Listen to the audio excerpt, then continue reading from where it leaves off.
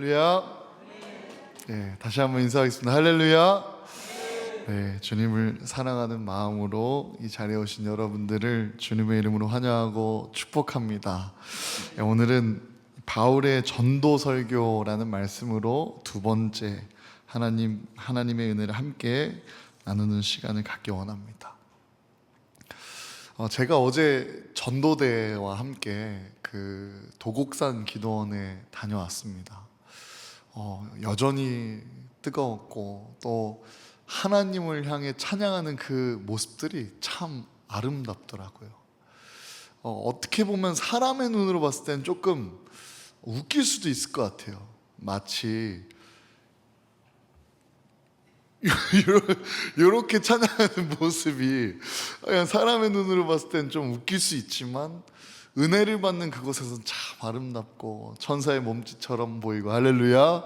그렇게 은혜가 은혜를 낳는 또 다른 은혜를 경험하고 귀한 은혜를 체험하고 왔습니다. 근데요, 거기에서 그곳에서도 이 교회 그리고 또 삶의 자리, 이 하나님께 돌이킬 수 있었던 그때를 다 지나고 산속 깊은 곳에 와서 이곳에서만큼 하나님께 회개하지 않으면 큰일 난다라는 그런 결단을 가지고 간절하게 주님을 찾으라라고 하셨고, 또 그 앞에 아멘으로 화답하는 간절히 주님을 찾는 이들이 함께 모이니까 인원이 많지 않아도 또 어떠한 환경이 좋지 않아도 참 은혜가 넘치더라고요. 바라옵기는 우리 교회도 오직 하나님을 바라보기 원하고 하나님의 은혜를 누리기 원하는 우리가 함께 모일 때마다 뜨거워지고 성령 충만해지고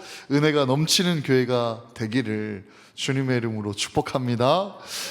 그 은혜의 비결이 있다면, 저는 이 찬양 사역을 하면서 이 찬양 인도를 할 때 늘 함께하는 싱어들이 그냥 마이크를 든 노래하는 사람이 아니라 진정 그 찬양에 심취해서 내 삶을 투영해서 고백하고 부를 때 하나님께서 이미 응답해 주시고 은혜 주실 줄로 믿습니다. 그 기대를 가지고 동역자들과 함께 예배를 드리는데요, 그때마다 찬양하는 동역자된 그 팀에게 제가 꼭 요청하는 한 가지가 있어요. 그것은 뭐냐면, 찬양의 어떠한 때든지 어떠한 가사이든지 상관없이 내가 그 고백에 동의가 되고 그 고백의 믿음의 일이 내 삶에 일어나기 원한다면 아멘을 외쳐주세요 라는 그러한 요청이에요.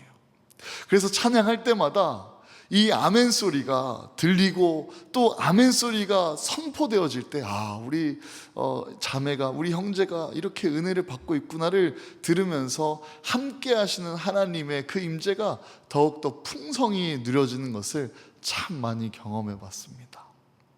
또 기도원에서도 그래요. 은혜를 갈구하는 그 우리들을 향하여서 우리가 함께 그 아멘을 외치면 외칠 때마다 은혜가 된다라는 믿음을 가지고 옆에 분들에게 인사를 시키는데, 어떻게 인사를 시키냐면은 나를 위해 아멘 좀 해주세요 라고 그렇게 인사를 시키더라고요.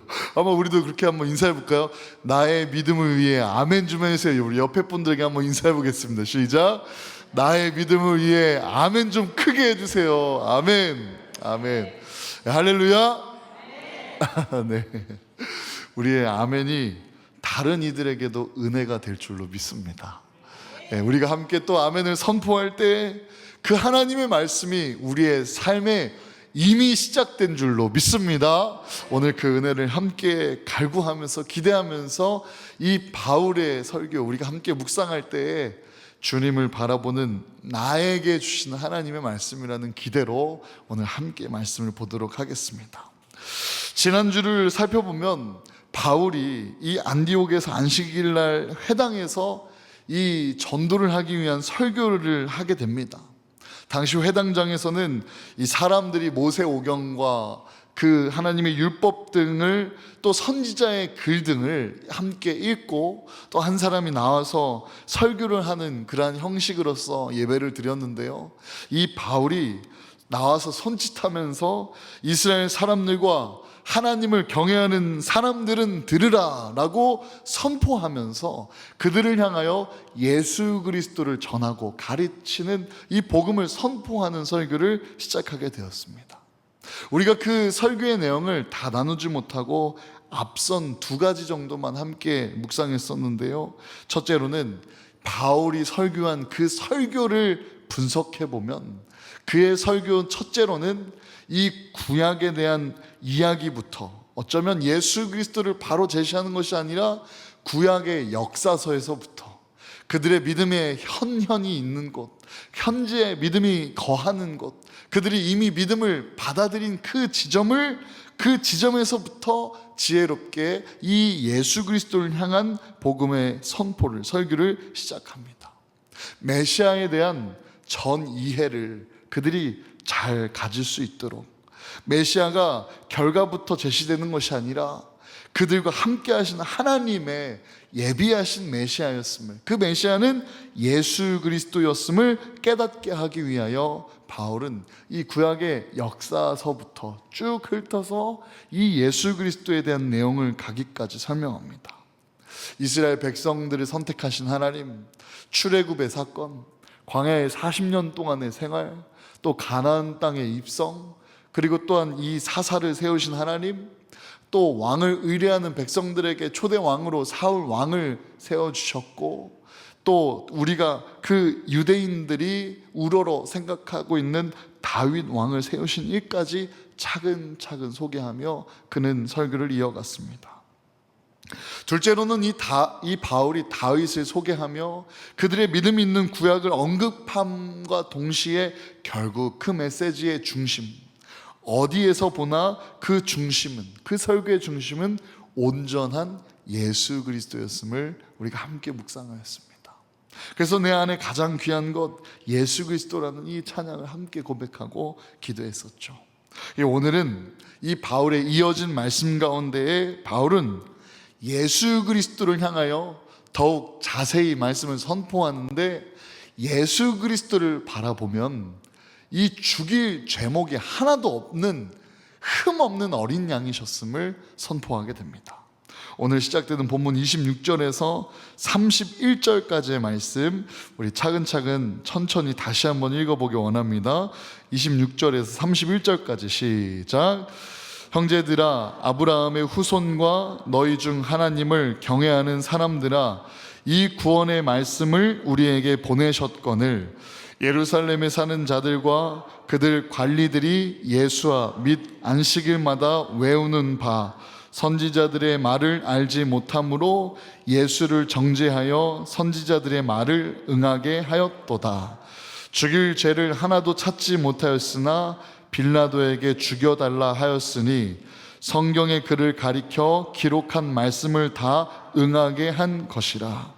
후에 나무에서 내려다가 무덤에 두었으나 하나님이 죽은 자 가운데서 그를 살리신지라. 갈릴리로부터 예루살렘에 함께 올라간 사람들에게 여러 날 보이셨으니 그들이 이제 백성 앞에서 그의 증인이라. 아멘. 그 누구도 예수님께로부터 예수님에 대해서 죽일 죄를 찾지 못하였다라고 그렇게 선포하였습니다. 예수님은 하나님의 아들로서 대속물이 되셔서 우리의 죄를 위하여 죽으셨고, 이 사망에서 구원하시기 위하여 오신 분이기 때문에 흠없는 어린 양의 정체성을 이 바울은 선포하고 있는 것이죠. 만약에 예수님께서 죄가 있으셨다면 우리의 죄의 대속자, 대속물이 될 수 없을 것입니다. 어느 누구도 죄인이 죄의 문제를 스스로 해결할 수 없기 때문입니다. 사실 인간의 원죄와 자범죄의 문제는 무엇으로도 대체될 수 없고 해결할 수 없습니다. 또 선행과 지식과 수행과 수양과 돈과 다양한 것들로 이 죄의 문제를 해결해 갈 수가 없습니다. 오직 죄 없는 대속물만이 그 죄를 해결할 수 있는 것이죠. 죄를 해결하는 이 제사에 대하여 속죄제를 기록한 레위기 말씀을 보게 되면 이 속죄제는 하나님께서 인간의 죄 문제를 다루시고 죄를 해결해 주시는 방법에 대해서 자세히 가르쳐 주고 계신데요, 우리가 함께 이 속죄제에 대해서 잠깐 좀 보기 원하는데, 레위기 4장 27절에서 31절에 기록된 말씀을 보게 되면, 만일 평민의 한 사람이 여호와의 계명 중 하나라도 부지 중에 범하여 허물이 있었는데 그가 범한 죄를 누가 그에게 깨우쳐 주면 그는 흠 없는 암염소를 끌고 와서 그 범한 죄로 말미암아 그것을 예물로 삼아 그 속죄 제물의 머리에 안수하고 그 제물을 번제물을 잡는 곳에서 잡을 것이요, 제사장은 손가락으로 그 피를 찍어 번제단 틀에 바르고 그 피 전부를 제단 밑에 쏟고 그 모든 기름을 화목 제물의 기름을 떼어낸 것 같이 떼어내 제단 위에서 불살라 여호와께 향기롭게 할지니 제사장이 그를 위하여 속죄한즉 그가 사함을 받으리라 라고 기록되어 있습니다. 이 속죄제는요, 죄를 없애는, 죄로부터 자유케 되는 이 속죄제, 이 죄로 인하여 사망이 주어질 수밖에 없는 그 운명에 죄로부터 자유케 할 수 있는, 죄로부터 사함받을 수 있는 유일한 제사가 됐던 이 속죄제에는 반드시 이 세 가지 요소가 있는데, 제물이 있고요, 또 제물을 드리는 사람을 제례자라고 합니다. 그리고 이 제사를 진행하고 집례하는 제사장, 그래서 제물과 제례자와 제사장, 이렇게 세 가지 요소가 필요했습니다. 죄인은 흠없는 그 짐승을 끌고 와서 상하지 않도록 흠이 없는 채를 유지하면서 그 제사를 드리는 곳까지 친히 잘 케어하면서 정성스럽게 흠없는 짐승을 제사장 앞에다 놓고 제사를 드리는 그 장소에서 제사장 앞에서 안수하여 자신의 죄를, 이 제물이라고 본다면 이 제물에게 안수하여 자신의 죄를 고백했습니다. 이 행위는 이 단순한 의식이 아니라 이 죄의 전가를 의미합니다.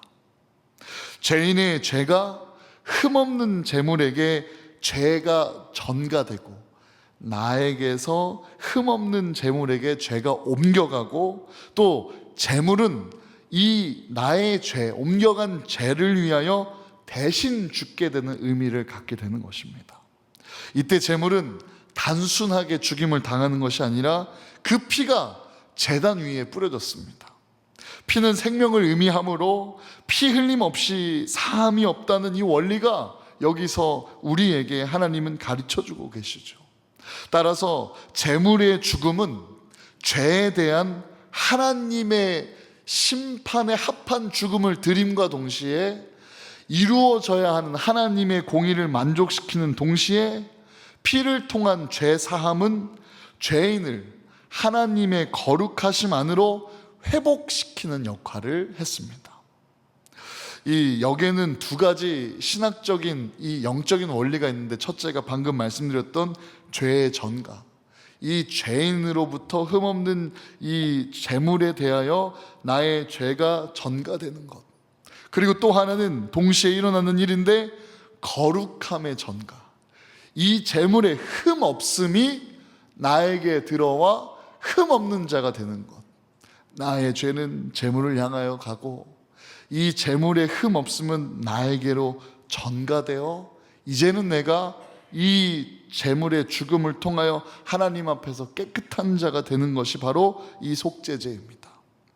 그러나 짐승의 희생은, 이 짐승의 생명은 궁극적이지 않습니다. 우리의 죄가 다시 생길 때마다 반복적으로 드렸어야 되고, 죄의 근원을 죽이지 못하고 죄의 근원을 해결하지 못했기 때문에 계속 그 죄가 열매 맺을 때마다 우리는 다시금 죄로 인하여 멸망당할 수밖에 없는 죄인이 되었습니다. 따라서 이 레위기에서 하나님께서 가르쳐 주신 속죄제는 예수 그리스도의 보혈을 통하여 우리가 누려야 하는 온전한 구원과 구속에 대한 예표, 상징하여 나타내 가리키는 사건과 경험과 역사가 된 것이죠. 기록된 말씀 이사야 53장 6절에는 이렇게 기록되어 있습니다. 우리 한번 찾아서 읽어보기 원합니다. 성경책 있으신 분들은 한번 찾아봐 보세요. 이사야 53장 6절 말씀입니다.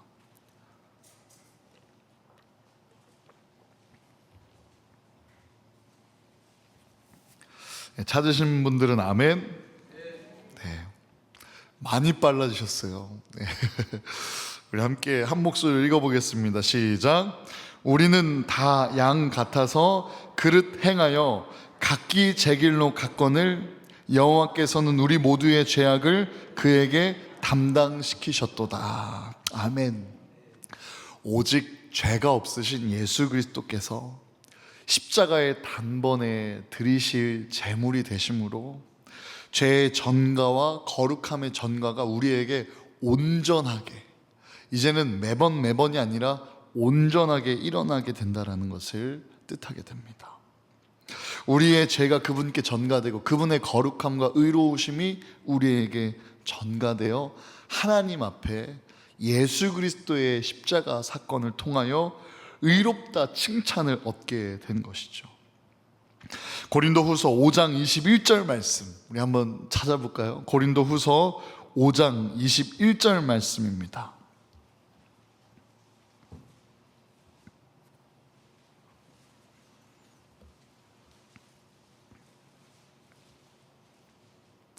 고린도후서 5장 21절 우리 함께 읽어보겠습니다. 시작.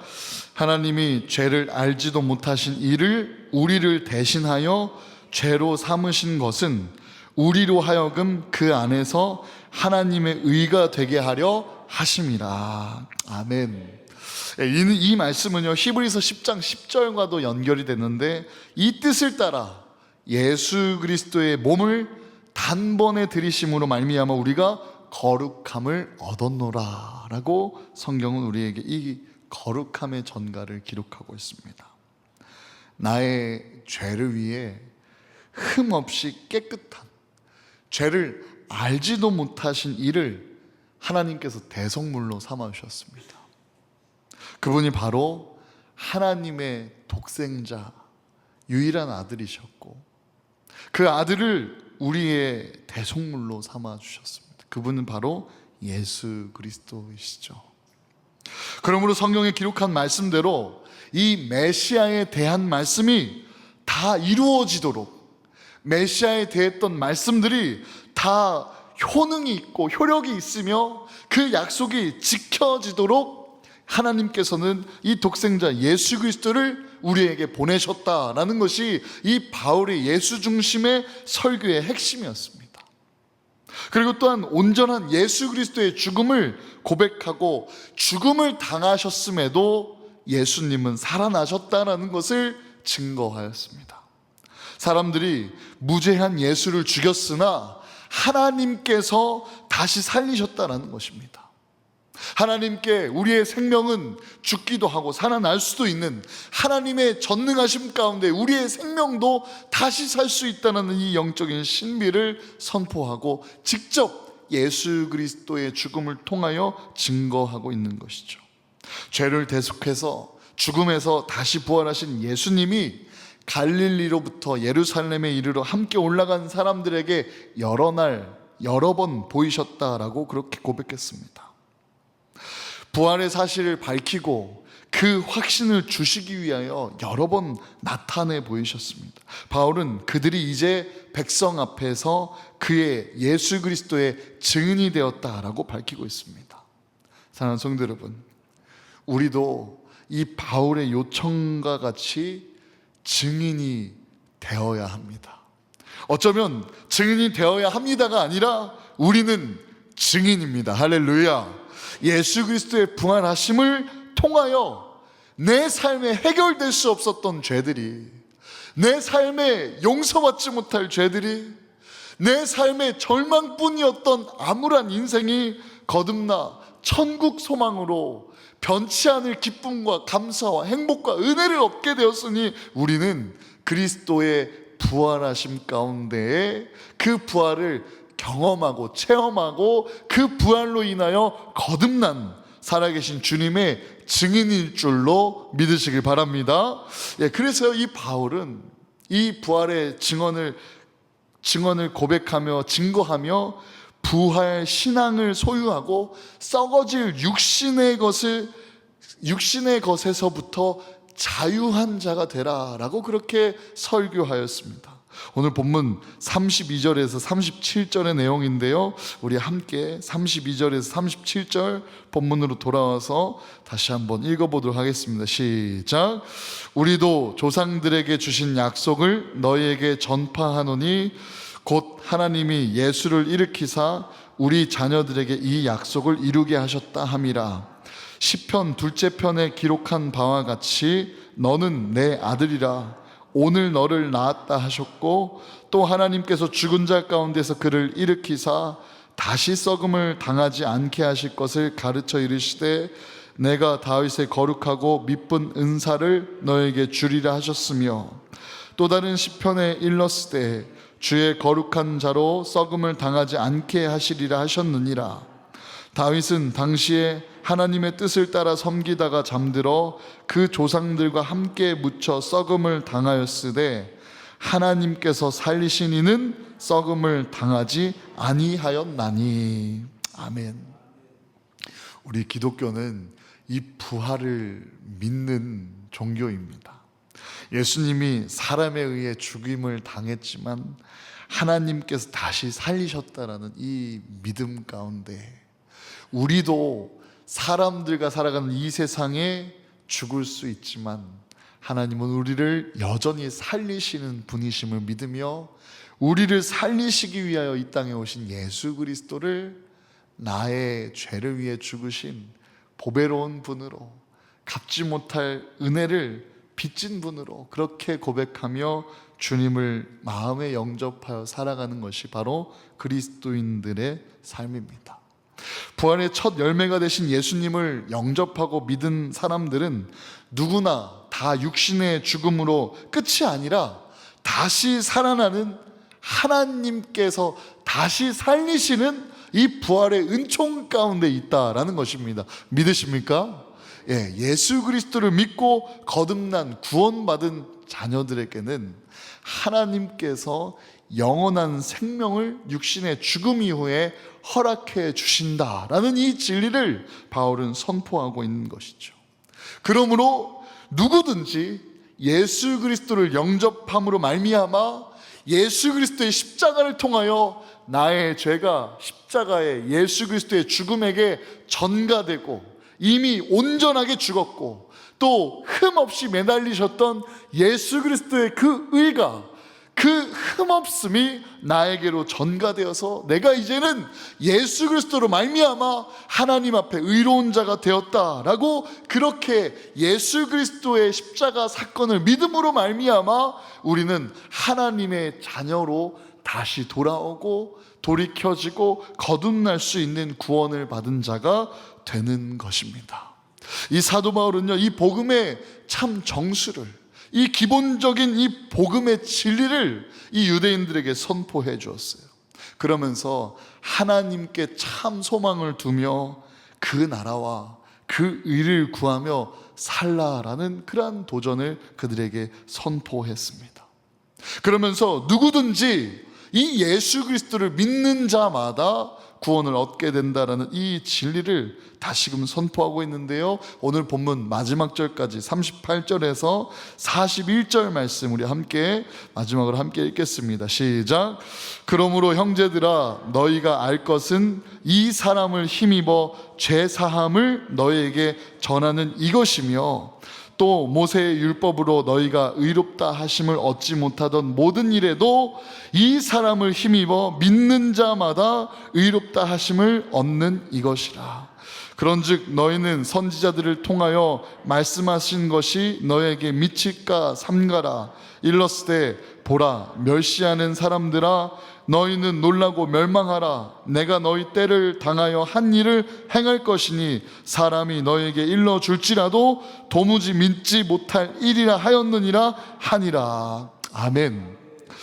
이 예수 그리스도를 믿는 자마다 누구나가 구원받을 수 있는 하나님의 자녀된 이 권리와 정체성을 선포하고, 또 말씀에서 기록된 바와 같이 이미 선지자들이 앞서서 예언했듯이 이 진리, 이 복음이 우리에게 들려질지라도 회개치 못한 일들이 있을까 삼가하고 깨어 있으라라는 그런 말씀으로 이 설교를 마치게 됩니다.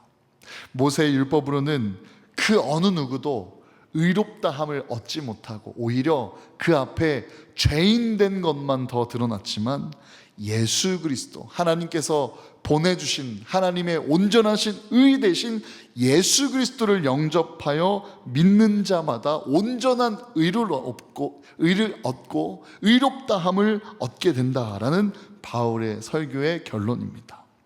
사랑하는 성도 여러분, 오늘 십자가를 믿는 주의 자녀들에게 또 우리의 예배가 이 속죄제와 같이 나의 죄가 온전히 십자가에게 전가되고 십자가의 의로우심이 예수 그리스도의 흠없음이 나에게 전가가 되어서 이제는 예수로 거듭난 한 사람 되기를 주님의 이름으로 축복합니다. 이 바울의 메시지와 같이 우리에게 들려주신 하나님의 음성이 있을 줄로 믿습니다. 제가 이 바울의 설교를 요약하여서 지금 이 시간에 바울이 와서 우리에게 설교를 한다면 이렇게 선포하지 않을까 하면서 적어봤는데요, 한번 들어보시면서 믿는 자마다 아멘으로 화답하여 이 복음을 취하시기를 주님의 이름으로 축복합니다. 성경의 예언대로 다윗의 후손으로 이 세상에 오신 예수 그리스도가 메시아, 곧 하나님의 아들이십니다. 할렐루야. 그분은 아무 죄도 없는 분이시기에 자신의 죄값으로 죽은 분이 아니라 온 인류의 죄를 대속하여 온 인류의 죄를 대신하여 우리를 구하러 오신 메시아시니 우리는 그분을 영접하고 믿어야 합니다. 할렐루야. 사람들이 죄 없는 예수 그리스도를 십자가에 못 박아 죽었지만 하나님께서 죽으신 예수 그리스도를 온전히 다시 부활시켜 주셨습니다. 할렐루야. 그러므로 누구든지 다시 사신 예수 그리스도를 영접하고 믿으면 우리의 죄는 예수 그리스도의 죽음으로 인하여 사함받게 되고 영원토록 썩지 아니할 부활의 생명이 예수 그리스도를 믿는 자마다 우리에게 주어짐을 믿으시길 바랍니다. 할렐루야. 이것이 바울이 유대인들에게 외쳤던 이 설교의 핵심이었습니다. 사랑하는 성도 여러분, 예수 그리스도를 믿으면 나와 또 내 집이 구원을 얻게 된다는 이 기록된 말씀을 우리가 함께 잊지 말고 이 교회의 다양한 즐거움과 은혜 가운데에서도 오늘 이 바울이 유대인들을 향해 외쳤던 복음의 핵심의 이 십자가 이야기를 잊지 않고 이 십자가를 우리의 신앙과 믿음의 중심으로 삼아 나의 죄가 온전히 주 예수께 드려지고 주 예수 그리스도의 흠 없으심이 나에게 입혀져서 이제는 내 삶에 드러나는 것이 나의 죄가 나의 옛 자의 모습들, 튀어나오는 쓴뿌리들로 아파하는 것이 아니라 그렇게 모자르고 부족하고 죄스럽고 또 완악해야 하는데 그런 나를 덮으신 예수 그리스도의 사랑이 우리의 삶에서 빛나기 시작하는 주의 자녀된 거듭난 인생이 다 되시기를 주님의 이름으로 축복합니다. 죄사함을 받아서 예수 그리스도를 영접하여 구원의 감격 가운데 하나님을 찬양하는 믿음의 사람이 되시기를 주님의 이름으로 축복합니다. 또 우리의 삶, 잠깐 왔다가 잠깐 돌아가는 이 세상에 미련두지 않고 영원한 부활 생명을 누릴 하나님 나라의 소망을 두며 하나님 나라의 기쁨을 미리 땡겨와 이곳에서부터 주 예수와 날마다 매 순간 매 호흡 동행하는 주의 자녀가 되시기를 주님의 이름으로 축복합니다. 하나님을 바라보고 예수 그리스도를 영접하며 말씀을 주야로 묵상하며 말씀을 우리의 삶의 표대로 삼아 말씀으로 살아가는 우리들에게 하나님 나라가 우리에게 기업으로 허락됨을 믿으시길 바랍니다. 이 세상 살아가며 신앙생활할 때 잃는 것, 손해보는 것 있을지라도 하나님 나라가 기업으로 우리에게 주어졌으니 무엇이 우리에게 아쉽겠습니까? 할렐루야. 그 기쁨으로 하나님 사랑하고 예수 그리스도의 사랑을 전하는 우리 대성교회 모든 성도님들이 다 되시기를 주님의 이름으로 축복합니다. 우리 그 마음 가지고 하나님의 사랑을 사모하는 자, 하나님의 평안을 바라보는 자, 우리를 창조하신 하나님이 우리를 얼마나 사랑하는지에 대한 이 찬양, 기도하는 마음으로 십자가를 기억하며 함께 찬양하고 기도하도록 하겠습니다.